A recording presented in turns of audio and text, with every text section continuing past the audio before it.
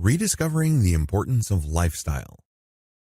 In the world of traditional Western medicine, the idea of lifestyle medicine is quite recent. In fact, the medical institutions in Western countries only began taking this very seriously starting in the 1930s, but in a very substantial way starting in the 1960s. Prior to those points in time, the whole idea of changing your lifestyle to improve your health outcomes was considered quaint or even superstitious. By and large, Western doctors focused on chemicals and surgery to get people better. Thankfully, we have overcome such thinking because, as it turns out, lifestyle provides input to the human body on so many levels. These inputs are not inconsequential. They really go a long way in making you who you are. Accordingly, if there are any problems with these inputs, you are sure to feel the consequences. This sea of change in the rank-and-file doctor's impression of lifestyle's impact on overall health signals a matching change in medical professionals' view of the body and mind connection. Starting in the 1930s and coming to a head in the 1960s and following decades, the previously thought of iron wall between body and mind started to crumble. Lifestyle is a summation of that because your lifestyle provides inputs on different levels. It provides a nutritional input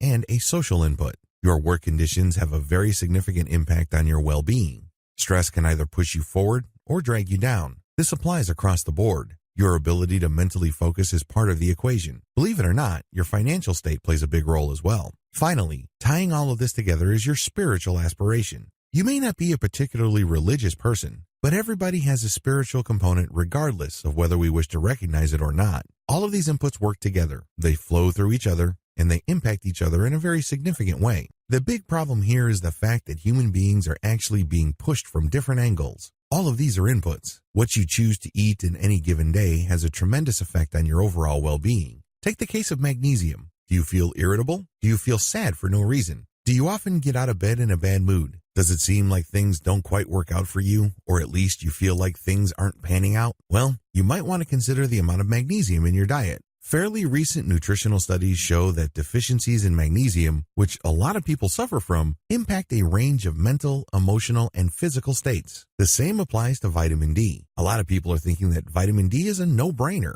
After all, most people have access to sunlight. Well, you have to expose yourself consciously to sunlight at a certain time range. You can't just go out at any time and expect your vitamin D levels to be optimal. You actually have to be purposeful in calculating your exposure to sunlight. Otherwise, your body is not going to synthesize optimal levels of vitamin D. According to fairly recent research on this amazing vitamin, vitamin D actually has a wider impact than bone health. It impacts psychological states, moods. In fact, we're still learning the wide range of benefits people get from vitamin D. Your overall lifestyle determines whether you ingest enough magnesium or you get enough sunlight to enjoy optimal levels of vitamin D. Sadly, a lot of people are experiencing symptoms of deficiencies in these and other vitamins and nutrients, and they have absolutely no clue. They just feel that they are anxious. They can't sleep well. They have mood imbalances. Automatically, they think that they need chemicals like antidepressants or anti-anxiety medication. It is no surprise that Americans are overmedicated.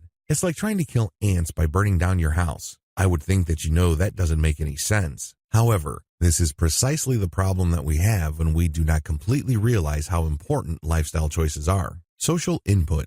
Similarly, you need social input. Did you know that when you connect with people by simply exchanging small talk and generally hanging out and being comfortable, certain chemicals are released through your system? This calms you down. In fact, in a very interesting study of people from a town in Italy called Roseto in Foggia province, scientists concluded that even if people were to eat the same high-fat, high-cholesterol diet just like the modern American diet, they can still have great life outcomes. The secret? Social connection. That's right, your social inputs can stabilize what would otherwise be negative lifestyle inputs. There's quite a bit of scientific research out there saying that if you eat a high-carb, high-fat, high-cholesterol diet, chances are your life expectancy is not going to be all that good. At the very least, you're going to run into serious health problems as you get older. Well, it turned out that people from the town of Roseto did not suffer from these problems despite the fact that they enjoyed the typical modern American diet. They eat a lot of cream, fat, you name it. The secret, however, is that people who come from this town hang out and socialize. This social input goes a long way in stabilizing the system, and I'm not just talking about the physical effects of socialization.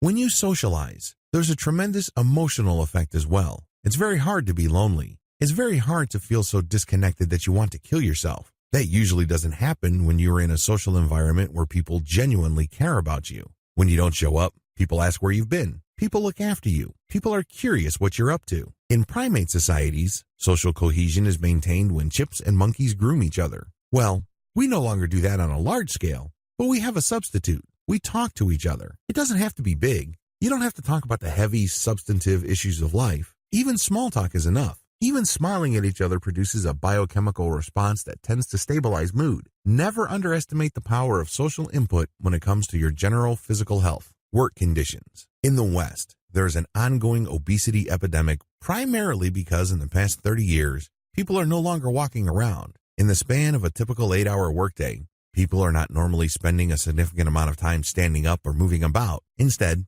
most people sit down on a chair and look at a screen. While this has increased work productivity due to software automation and computing power, societies have paid a pretty steep price. A sedentary lifestyle has a serious effect on your body's ability to heal itself and maintain proper balance. Not surprisingly, recent research studies indicate that failing to stand up for long enough periods of time can actually lead to long-term, serious health risks. A lot of people got alarmed by those research papers for a good reason because, by and large, people are sitting down for work. This has led to a movement in many workplaces throughout Western Europe and the United States, and other places where office workers can choose to stand up while using a computer. These are called standing desks. These are definitely steps in the right direction because your work conditions do play a very big role in your physical wellness. In terms of your emotional health, being put in charge of a project or being responsible for something with a higher level of accountability does wonders for your psychological and emotional state. When people work at jobs where there's absolutely no accountability, they eventually feel like they really don't matter all that much. At some point in time, they feel that the stuff they do doesn't really count. And it's not a surprise that people in such environments tend to be more susceptible to negative behaviors like alcoholism, drug addiction, overeating, smoking, and other negative behaviors. Stress inputs. For the longest time, the conventional wisdom about stress is that it is bad across the board. Whenever the word stress comes up, people always assume the worst. Well, it turns out, according to a fairly recent analysis, that there is good stress and bad stress. Good stress enables you to face your limits and overcome them. In other words, you are challenged enough to the point where you are given the opportunity to step up and push the boundaries of your comfort zone. You become a more competent and confident person. This is good stress. On the other hand, there is stress that grinds you down. This often involves timelines, delivery dates, and group projects. You feel less and less competent, and you are more likely to blame other people for your failings or run away from responsibility altogether by hiding in the crowd. In other words, you let other people essentially take the heat for the work you should have been doing. As you can well imagine, this is negative across the board. It doesn't make you look like a hero in front of other people, and you are not challenging yourself. You're not putting your skills to good use, so they start to deteriorate. You become less and less effective. The worst part to all of this is that your stress avoidance at work makes you even more mentally unprepared to handle stress. Your tolerance for it deteriorates over time the more successful you are in avoiding it. Again, there is such a thing as healthy stress. It enables you to toughen up and step up to take greater and greater levels of responsibility, not just at work, but you take responsibility for your life in general.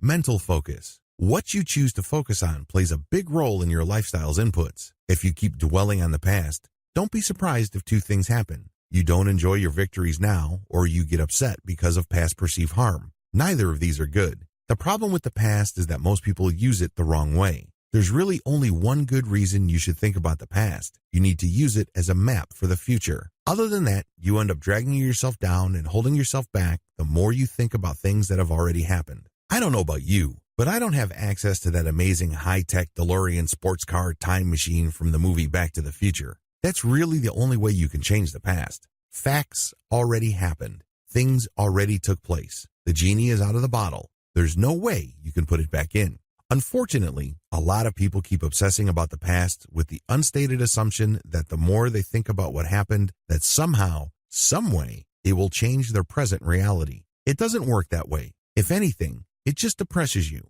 makes you mad, makes you feel that things are unfair, and prevents you from seeing the big picture. You have to understand that even though bad things may have happened to you in the past, you are still responsible for your response to these memories. Are you going to allow them to hold you back? Are you going to allow them to set up impossible standards that get in the way of your present happiness? It's really hard to prepare for the future when all you can do is look at the past and how you have been hurt, mistreated, humiliated, embarrassed, or diminished. Stop beating yourself up. Unfortunately, this easily becomes a mental habit. People keep reliving their negative memories because there's some sort of reward for them. Let's be honest. You may be thinking to yourself, I got abused in the past. I had really bad stuff done to me. What kind of reward can I possibly get from that? Well, if anything, it gives you someone or something to blame. That's a reward. Think about it. If you think that other people caused your present difficulties or your present inability to move on or change for the better, you're shifting the responsibility to them. When you blame other people, you no longer own this responsibility to change. After all, in your mind,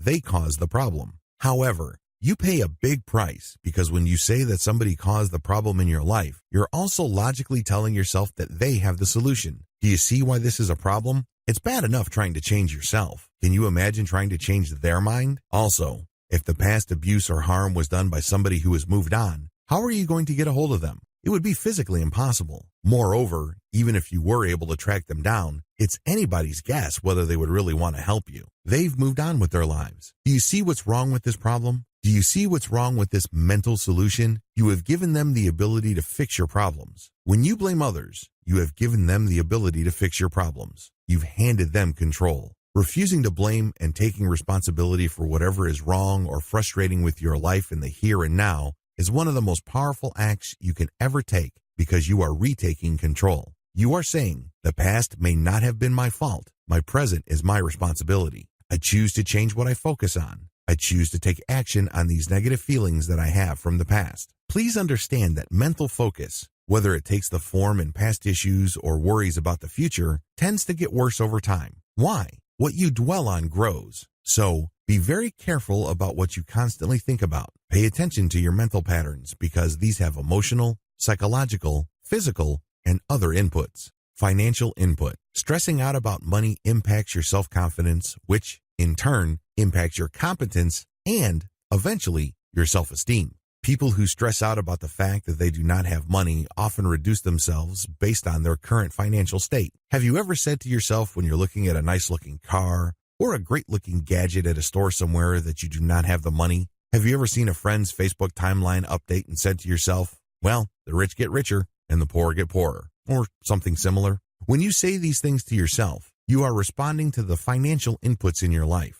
In particular, you are voicing out your attitude regarding these financial inputs. When you say, I do not have money, that's a statement of fact. You're basically programming yourself to believe that you not only do not have the cash, but you are incapable of coming up with it. It is no surprise that people who keep saying that tend to erode their self-esteem. They tend to deplete their personal ability to change their financial reality. How can they? They just say flat out, I cannot afford it. That's just not going to happen. You can start changing your financial inputs by doing one or more of the following. First, you can start mentally reprogramming yourself. Instead of automatically saying, I do not have the money, or the rich get richer, say to yourself, how can I find the money? You can also say, what do I need to do to afford that? When you phrase the statement in the form of a question, you are giving yourself a homework assignment. You are putting yourself in a position to engage your creative and imaginative side. Obviously, you do not have the money now, but by phrasing things in a question, this becomes some sort of big, fun puzzle instead of some damning judgment on yourself.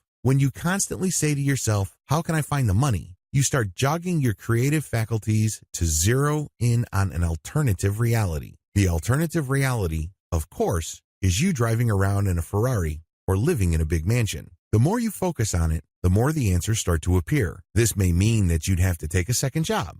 This may mean that you would have to reduce your expenses. This may mean that you would have to retool your skill set. Whatever the case may be, they lead to action, which then begs the question of commitment. When you start making these changes in some aspects of your life, they affect other areas of your life as well, and you become a different person. It all begins with choosing to reprogram yourself based on how you look at money. Make no mistake about it, your attitude towards money speaks volumes regarding your attitudes towards yourself, what you're capable of, and what you're about. People who are very competent and self-confident usually do not say, I do not have the money, that's not for me, I'm a loser, that's for winners. Another thing you can change is your financial inputs. In other words, if you have one job, you can take a second part-time job. Alternatively, you can look into building online income systems like blogging, online stores, or affiliate marketing. There are many fully passive or semi-passive online businesses you can get into which don't require much startup capital. Whatever the case may be, allow yourself to be moved to action instead of simply saying to yourself that you can't afford certain things, because the more you repeat these, the further down that competence hole you go. You become more and more mentally and emotionally impoverished. This then translates, sooner or later, into actual financial poverty. Believe me, there's nothing more lonely and disempowered than imagining yourself to be the poorest person in the crowd. That's precisely what you're doing when your financial inputs take the form of, I am too poor,